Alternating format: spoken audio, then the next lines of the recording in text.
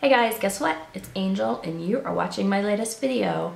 Today I am going to be doing a recap of a concert that I just saw on Saturday, February the 8th in Salt Lake City. Got an opportunity to see Brett Scallions from the band Fuel. He did an Unplugged session and it was a really cool concert. For those of you who aren't familiar with the band Fuel, they've been out for quite a while. They're actually no longer touring as a band. They're no longer together as a band, but Brett Scallions is touring himself and he is doing songs from his Fuel days. And I'm not sure if he's going to continue like with the band Fuel and, you know, continue to put out new music. I don't really know the status as far as that goes. But Fuel actually, they put out 3 pretty popular albums back in the day. The first one that really hit big was their album Sunburn that came out in 1998. Then they came out with Something Like Human, that was in the year 2000, and then Natural Selection came out in 2003. So that might date me a little bit. That's okay. But Fuel has been one of my favorite bands for a long time. Obviously, 1998, a long time. And so this was actually a smaller venue, which was great because back in the day, if I had gone to a Fuel concert, the chances of me actually meeting or being able to get an autograph or anything like that would have been slim to none.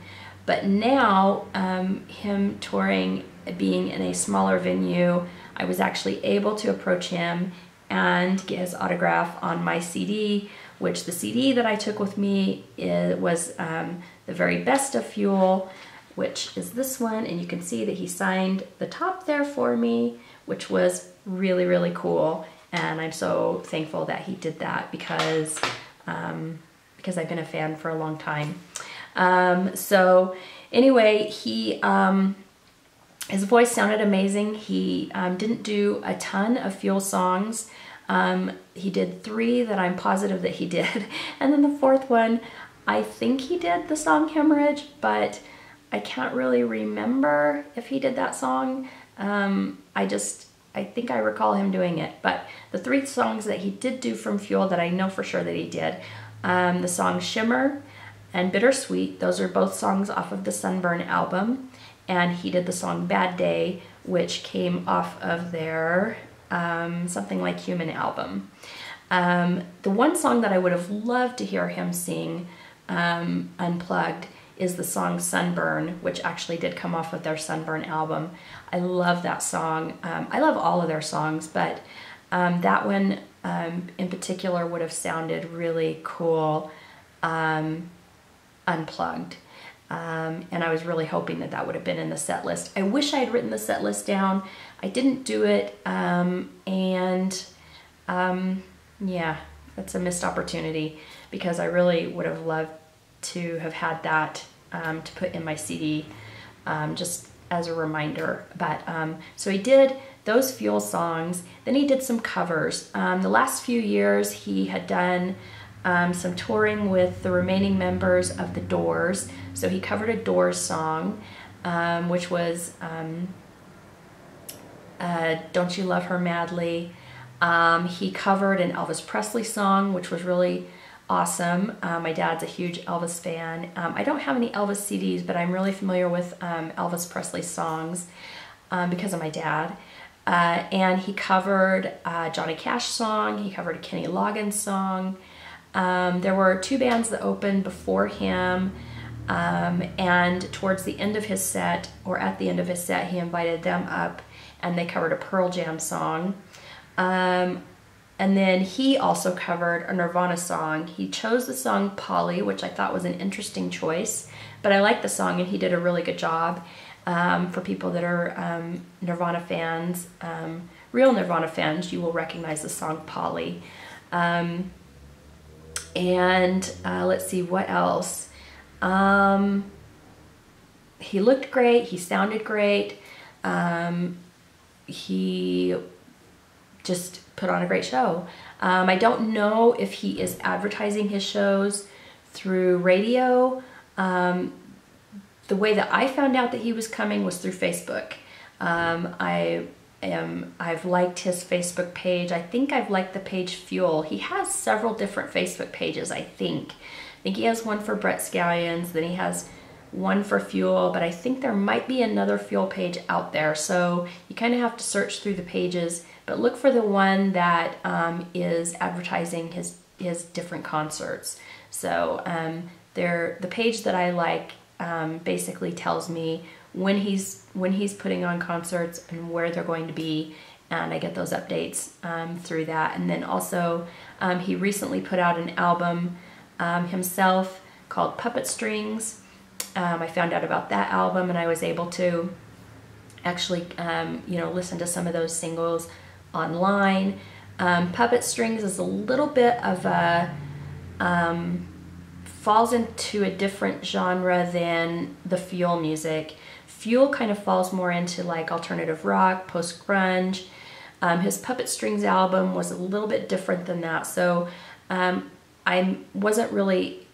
not saying that it was a bad album. I'm just saying that I'm not really drawn to that particular genre that Puppet Strings falls into.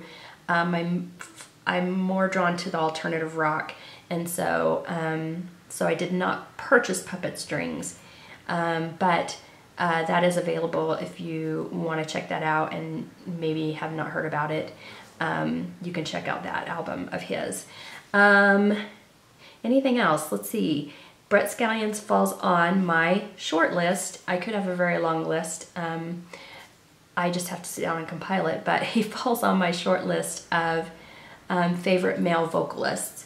And so I wanted to kind of go over that list really quickly. They're not in any particular order, so it's not like if I start with the first one, that's my favorite, and the one that I end up with is my least favorite. It's just a list, so it's not in any particular order, but Brett is definitely on that. He has very strong vocals. That was the first thing I was drawn to as far as Fuel music, was his vocals. And I just love that growly type sound that he has. So he's on that list. Also Ian Astbury from the Cult. Listen to some of the Cult's music from back in the day. Ian Astbury's voice was much stronger back then. If you see some of his more recent concerts on YouTube, you'll notice that his voice is not as strong. I know he's had some health issues that could have contributed to that, or that have contributed to that. But he, back in the day, had an amazing voice, and I would hope that maybe there's some way that he could kind of get back to that. And hopefully, he can get back in better health. The next person on the list would be Sebastian Bach from the band Skid Row. He is still kind of doing tours on his own. I don't think the band is still touring together, but Sebastian Bach is touring himself. And he is another one that had super awesome vocals back in the day. If you watch some of the newer YouTube videos of his more recent performances, you'll notice his voice is different. It's aged. He's put on some weight, which may have contributed to that. But Sebastian Bach, oh my goodness, back in the day could just belt it out, and his vocals were just so strong. Next on my list would be Don Henley. Don Henley, I've loved his voice for so long. I mean, since I was a little girl. From his days with the Eagles to his solo career, even now today, to see some of his more recent performances, he still sounds he sounds amazing. I love Don Henley. Billy Idol is on my list. I had an opportunity to see him in December.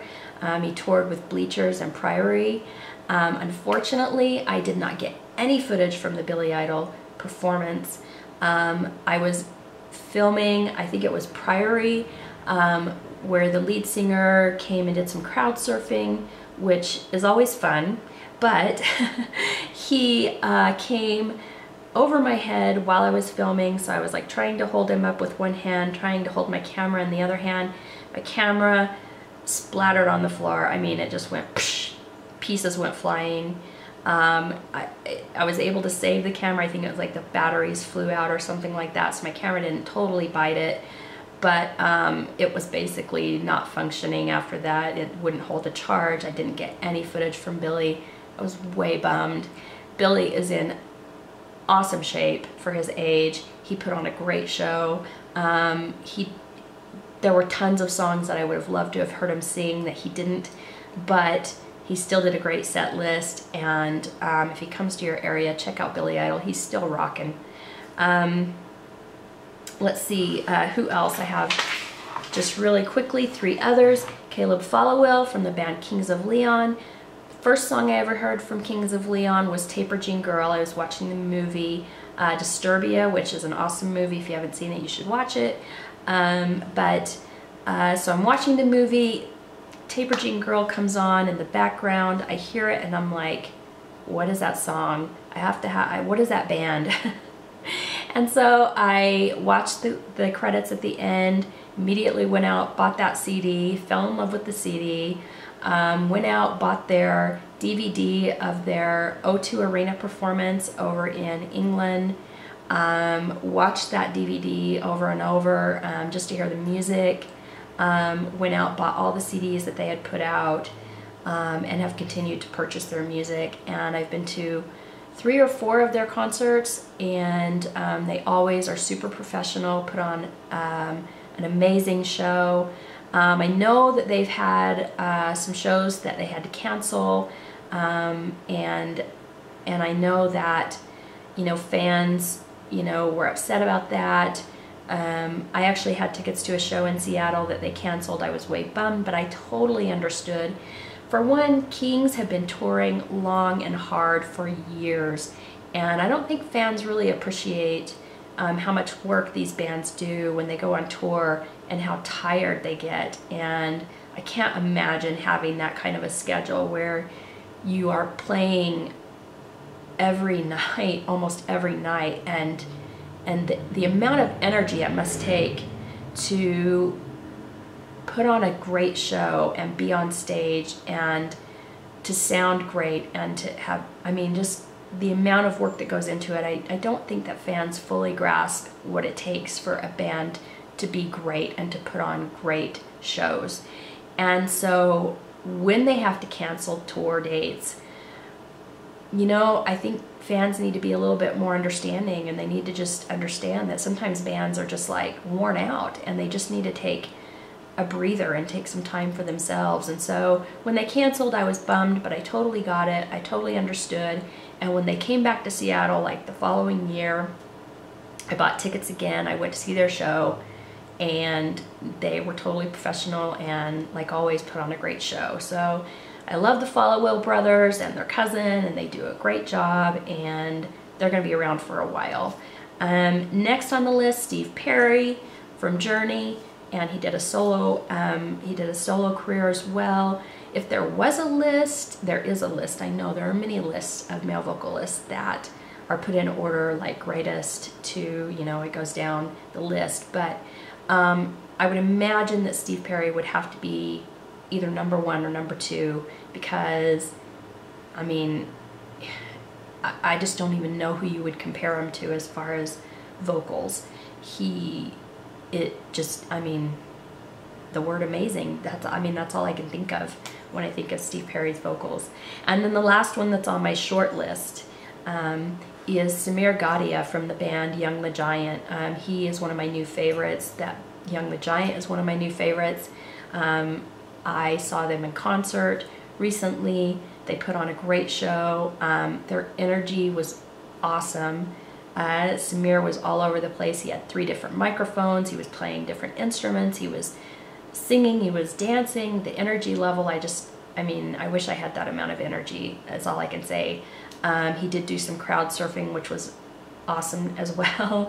But they do have some videos on YouTube, and I'll put links below to all of these different artists. So if you're not familiar with them or you haven't heard their work, anytime I do a video and I talk about artists, or sometimes I do makeup videos, I talk about makeup, anything I ever talk about, I always put links below to it. So always click below the description box so you can get those links and you can check stuff out. But I say all that to say this, that Young the Giant has